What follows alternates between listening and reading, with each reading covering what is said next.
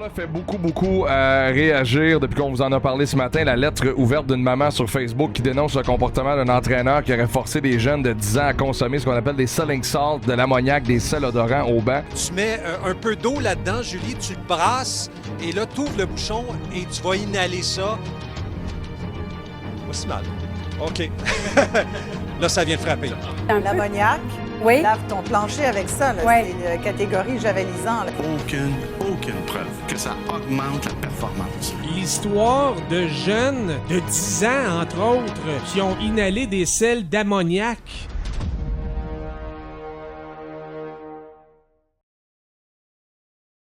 C'est une situation qui fait réagir dans le sport mineur. Dans la région de Hudson-Rigaud-Saint-Lazare, un entraîneur d'Atome 2A a fait inhaler des sels d'ammoniac à ses jeunes pour supposément les réveiller avant un match. On le sait, c'est un geste qui est vraiment inquiétant, surtout si on prend compte de l'âge des enfants qui ont été impliqués. Mais pour mieux comprendre les effets nocifs de cette substance, nous sommes allés voir Simon, prof de biologie au cégep Édouard-Montpetit. En fait, il y a quand même un intérêt biologique ou psychologique à aller inhaler des substances qui sont un peu désagréables pour le corps parce que ça n'a pas une bonne odeur. Ce qu'on souhaite faire, en fait, c'est d'activer ce qu'on appelle le système nerveux sympathique qui contrôle tout ce qui est question survie un peu dans notre corps. Donc, si le corps voit ça comme un danger, et puis, il va diriger le sang vers les organes importants, le cœur, les poumons, le cerveau, les muscles. Donc, on cherche à améliorer nos performances sportives. On se dit, est-ce qu'on peut, en simulant l'activation de ce système-là, aller chercher une augmentation des performances sportives. Donc, la première fois que j'ai pris du sel d'ammoniac, c'était en secondaire 5. Cette journée-là, j'en ai pris 2 fois. Donc, la première fois, c'était avant le match et après ça, c'était après la première période parce qu'on revient dans la chambre pour se redonner de l'énergie. Ça va nous primer, comme on dit, nous donner un petit peu d'énergie. Fait que j'étais comme, si mes coéquipiers le font, je vais le faire aussi. C'est sûr et certain qu'il y avait de l'influence de mes coéquipiers et des réseaux sociaux. C'est par là que j'en ai entendu parler. Donc, j'avais un petit peu une idée de leur effet à ce moment-là. Pour être 100% honnête, l'effet que j'ai ressenti quand je l'ai pris, c'était vraiment instantané. Donc, c'est vrai que ça donne vraiment comme un boost d'énergie parce que c'est puissant, ça te réveille. Les sels d'ammoniac, dans un cadre sportif, n'ont pas beaucoup d'effets. C'est très, très faible. Donc, il y a très peu de bénéfices à faire à prendre ces sels d'ammoniac-là. Après combien de consommation, le sel d'ammoniac il devient vraiment dangereux pour la santé? Il y a des études qui démontrent qu'il y a quand même des problèmes assez préoccupants à l'ammoniac en grande quantité. En fait, tout ce qui est inhalé puis qui n'est pas naturellement en petite quantité dans l'air, tout ce qu'on va inhaler peut abîmer la muqueuse respiratoire. Donc, au niveau du nez, du pharynx, du larynx, la trachée, les bronches, tout ça à force d'inhaler des substances toxiques, nocives.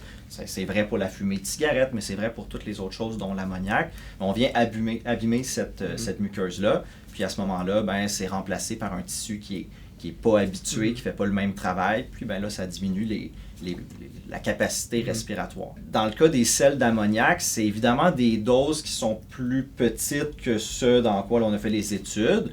Il y a très peu d'études. En fait, il n'y en a pas qui ont démontré à quelle concentration en termes de longitudinal, sur le long terme, combien de fois ou à quelle fréquence il faut en prendre pour qu'il y ait des dangers. Tout ce qu'on sait, c'est qu'à grande concentration, il y a des dommages.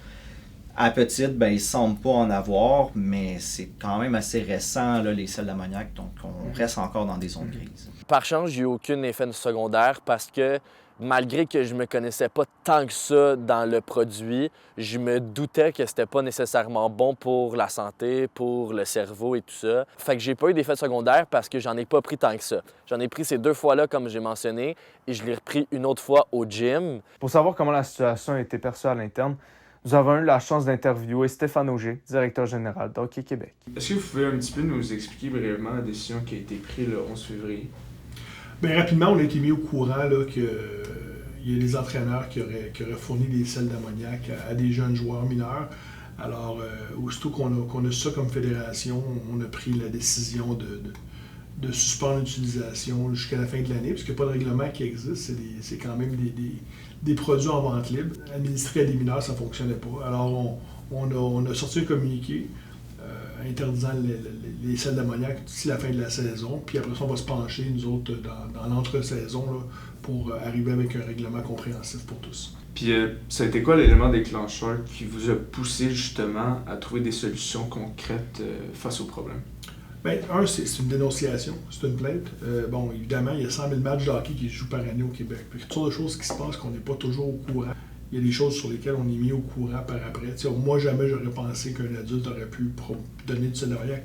Ceci étant, c'est en vente libre. Puis quand on regarde des matchs de hockey professionnel à la télévision, on voit souvent des joueurs l'utiliser. Mon coach était au courant et je pense que lui, il venait en fait d'une mentalité où le hockey a énormément évolué, mais lui, il a joué dans une période où c'était du hockey qui était rough, c'était du hockey solide, puis lui-même, c'était un batailleur, un dur à cuire. Alors lui, il en avait consommé auparavant, puis à un certain point, il était comme, les gars, prenez ce que vous voulez pour vous réveiller.